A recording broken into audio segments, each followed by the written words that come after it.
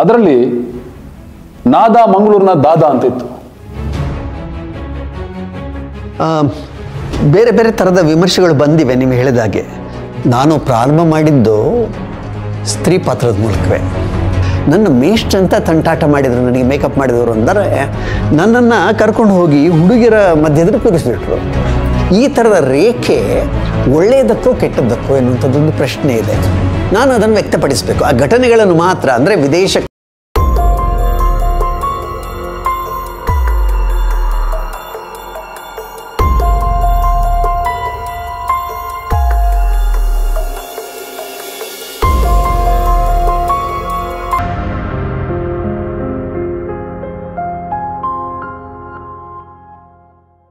ಎಲ್ರಿಗೂ ನಮಸ್ಕಾರ.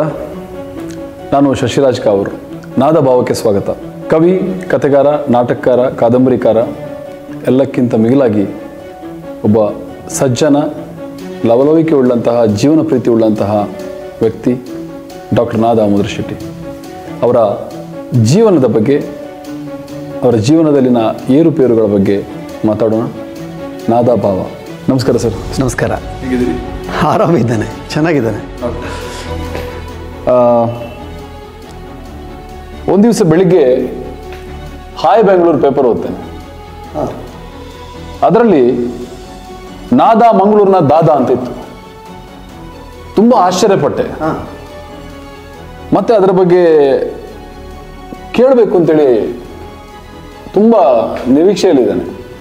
ಯಾಕೆ ಅದು ಹಾಗೆ ಬರೆದ್ರು? ನಿಮ್ಮ ದಾದಾಗಿರಿ ನಿಜವಾಗ್ಲೂ ಇತ್ತ ಅಲ್ಲಿ? ನೋಡಿದ್ರೆ ದಾದಾ ಥರ ಕಾಣಿಸ್ತಾ ಇದೆಯಾ? ಹಾಗೆ ಅನ್ಸೋದಿಲ್ಲ, ಅದಕ್ಕೆ ಕೇಳ್ತಾ ಇದ್ದೆ. ನನ್ನ ಸಣಕಲ್ ಜೀವಕ್ಕೆ ಆ ದಾದಾಗಿರಿ ಸೂಟಾಗ್ಲಿಕ್ಕಿಲ್ವೋ ಏನೋ. ಇದೊಂದು 15-20 ವರ್ಷದ ಮುಂಚೆ, 20 ವರ್ಷದ ಮುಂಚೆ. ಆಗ ನೀವು ಸ್ವಲ್ಪ ಹಟ್ಟಕಟ್ಟಾಗಿದ್ದಿರ್ಲಬಹುದು. ಇಲ್ಲ, ಆಗ ಇದಕ್ಕಿಂತಲೂ ಕಂಗಾಲಾಗಿದ್ದೆ ನಾನು, ಸಣಕಲಾಗಿದ್ದೆ ನಾನು. ಒಂದು ವಿಷಯ, ಈಗಷ್ಟೇ ವಿಷಯ ಏನು ಅಂತಂದ್ರೆ, ದೊಡ್ಡ ದೊಡ್ಡ ದಾದಾಗಳೆಲ್ಲ ಹಟ್ಟಕಟ್ಟ ಆಗಿರ್ಲೇಬೇಕು ಅಂತೇನಿಲ್ಲ. ಸಪೂರ ಸಣಕಳ ಇದ್ದವರು ಕೂಡ ದಾದ ಆಗಿದ್ದಿರಬಹುದು. ಆದರೆ ನೀವು ಹೇಳಿದ್ ಗೊತ್ತಾಯ್ತು ನನಗೆ. ನನ್ನನ್ನು ನೀವು ಆ ಥರದ ದಾದ ಅಂತ ಪರಿಭಾವಿಸೋದು ಬೇಡ. ಅಂದರೆ ಅವರು ಉದ್ದೇಶಪಟ್ಟದ್ದು, ಅದನ್ನು ಲೇಖನ ಬರೆದವರು ಭೂಷಣ ಆಗತ್ತೇಳಿ ಚಂದ್ರಶೇಖರ್ ಬರೆದಂಥ ಲೇಖನದಲ್ಲಿ ನೀವು ಹೇಳ್ತಾ ಇರೋದಾಗಿರಬೇಕು.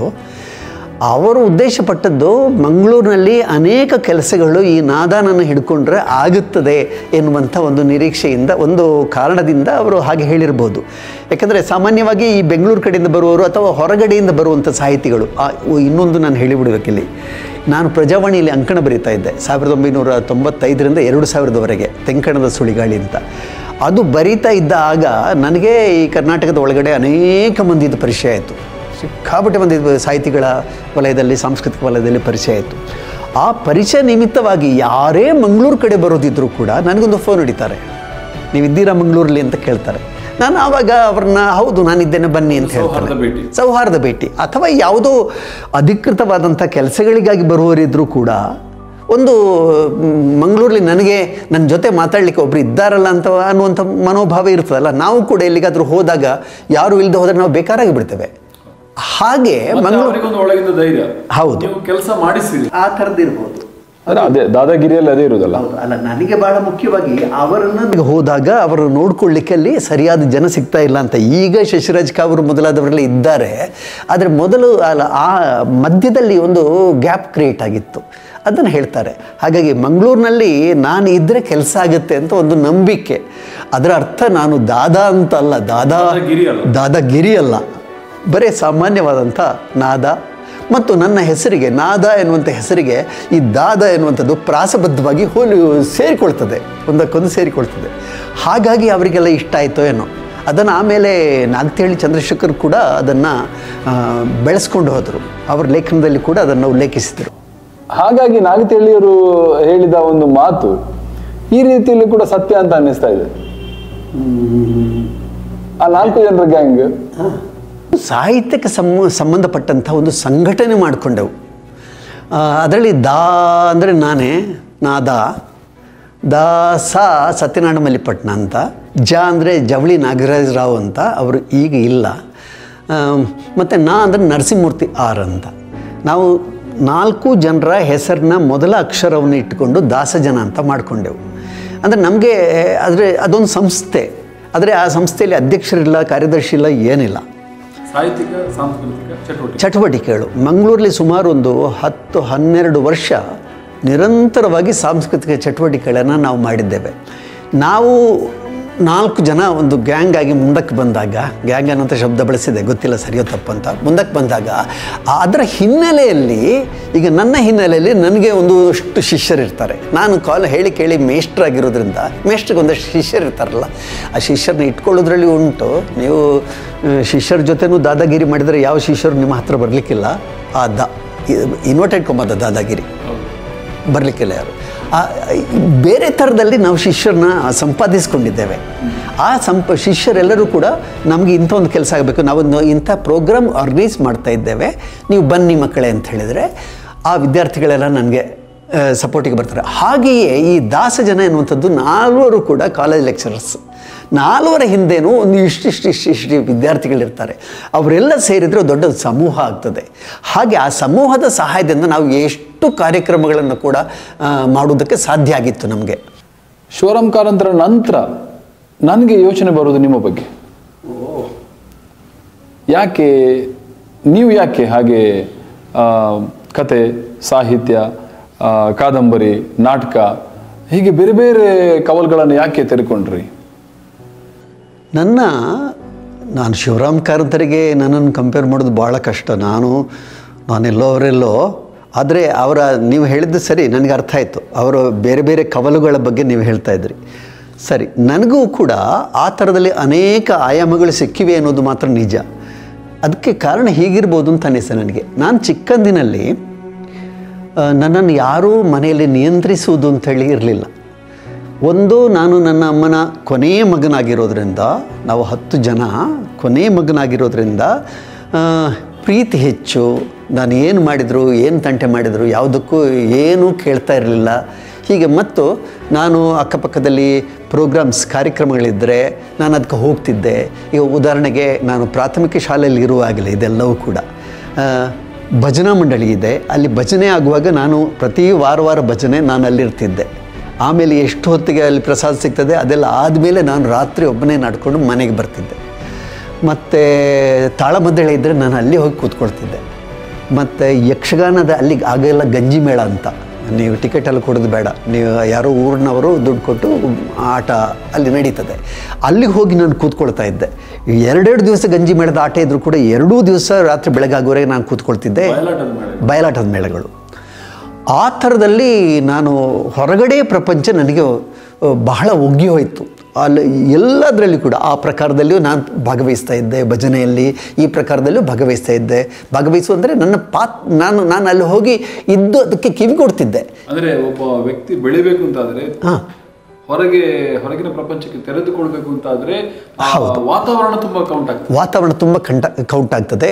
ನಾನು ಹಳ್ಳಿಯವಾಗಿದ್ದ ಕಾರಣ ಮತ್ತು ಬೇರೆ ಹೆಚ್ಚು ನನಗೆ ನನ್ನ ಮನಸ್ಸು ಆ ಕಡೆ ಈ ಕಡೆ ಕಾನ್ಸಂಟ್ರೇಷನ್ ಕಳ್ಕೊಂಡು ಆ ಕಡೆ ಈ ಕಡೆ ಹೋಗುವಂಥ ಪ್ರಶ್ನೆ ಇಲ್ಲ. ಒಂದು ಯಕ್ಷಗಾನ ಆದರೆ ಯಕ್ಷಗಾನವೇ, ಒಂದು ತಾಳಮದ್ದಳೆ ಆದರೆ ತಾಳಮದ್ದಳೆ. ಈ ಥರದಲ್ಲಿ ಅನೇಕ ಆಯಾಮಗಳು ನನಗೆ ಸಿಕ್ಕಿದವು. ಅದೇ ಮುಂದಕ್ಕೆ ಹೋಗ್ತಾ ಇದ್ದ ಹಾಗೆಯೇ ನನ್ನ ಮನೆಯಲ್ಲೂ ಇನ್ನೊಂದು ವಾತಾವರಣ ಇತ್ತು. ನನ್ನ ಒಬ್ಬರು ಅಣ್ಣ, ಅವರು ಯಕ್ಷಗಾನದ ಪ್ರಸಿದ್ಧ ಕಲಾವಿದರು, ಕುಂಬಳೆ ಸುಂದರರಾವ್ ಅಂತ. ಇನ್ನೊಬ್ಬರು ಅಣ್ಣ ಒಳ್ಳೆ ಚಿತ್ರಕಾರ, ದೊಡ್ಡಣ್ಣ ಮೋಹನ್ ದಾಸ್ ಅಂತ, ಒಳ್ಳೆ ಕಾರ್ಟೂನಿಸ್ಟ್ ಅವರು. ಮತ್ತು ಈ ಥರದಲ್ಲಿ ನಮ್ಮ ಮನೆಯ ಒಳಗಡೆ ಆ ಥರದೊಂದು ನನ್ನ ಅಪ್ಪ ನಾಟಕದಲ್ಲಿ ಮಾಡ್ತಾಯಿದ್ರು. ನಾನು ಚಿಕ್ಕವನಿದ್ದಾಗ ಒಂದು ನಾಟಕ ನೋಡಿದ ನೆನಪಿದೆ ಈಗಲೂ ಕೂಡ ಅಪ್ಪನದ್ದು. ಹಾಗಾಗಿ ಒಂದು ಕಲೆಯ ವಾಸನೆ ನನ್ನ ಮನೆಯ ಒಳಗಡೆ ಇತ್ತು. ಅಂದರೆ ಕಲೆ ಎನ್ನುವುದು ಶಿವರಾಮ್ ಕಾರಂತರು ಹೇಳಿದ್ದುಂಟಲ್ಲ, ಕಲೆ ಎನ್ನುವಂಥದ್ದು ರಕ್ತಗತವಾಗಿ ಬಂದಿದೆ ಶಿವರಾಮ್ ಕಾರಂತರಿಗೆ ಅಂತ ಹೇಳಿದಾಗ ಶಿವರಾಮ್ ಕಾರಂತರು ಅದಕ್ಕೊಂದು ಪ್ರತ್ಯುತ್ತರ ಕೊಟ್ಟಿದ್ದಾರೆ. ಟಪ್ಪನ ವೇದಿಕೆಯಲ್ಲಿಯೇ ರಕ್ತಗತವಾಗಿ ಬರುವಂಥದ್ದು ಕಲೆಯಲ್ಲ, ರೋಗ ಅಂತ ಹೇಳಿದ್ದಾರೆ ಅವರು, ಕಾಯಿಲೆ ಅಂತ ಹೇಳಿದ್ದಾರೆ. ಹಾಗಾಗಿ ಇದು ರಕ್ತಗತವಾಗಿ ಬಂತು ನನ್ನ ಮನೆಯವರು ಎಲ್ಲರಿಂದ ಅಂತಲ್ಲ, ಒಂದು ಸ್ಫೂರ್ತಿ, ಒಂದು ಪ್ರೇರಣೆ ನನ್ನ ಮನೆಯಿಂದಲೇ ನನಗೆ ಸಿಕ್ಕಿದೆ. ಹಾಗೆ ನಾನು ಹೈಸ್ಕೂಲ್ಗೆ ತಲುಪಬೇಕಾದ್ರೆ ನಾನು ಒಂದಷ್ಟು ನಾಟಕಗಳಲ್ಲಿ, ಪ್ರೈಮರಿ ಸ್ಕೂಲ್ನಲ್ಲೇ ಶುರು ಮಾಡಿದ ನಾಟಕಗಳಲ್ಲಿ ನಾನು ಪಾತ್ರ ವಹಿಸ್ತಿದ್ದೆ. ಮುಖ್ಯವಾಗಿ ಸ್ತ್ರೀ ಪಾತ್ರ ಮಾಡ್ತಾಯಿದ್ದೆ. ಅದು ಒಂದು ಆಯಾಮ. ಆಮೇಲೆ 10ನೇ ತರಗತಿಯಲ್ಲಿ ನಾನಿದ್ದಾಗ ಕುಂಬಳೆ ಅನ್ನುವಂಥ ನನ್ನ ಊರಿನಿಂದ ಕಾಸರಗೋಡಿಗೆ 15 ಕಿಲೋಮೀಟರ್ ಇದೆ.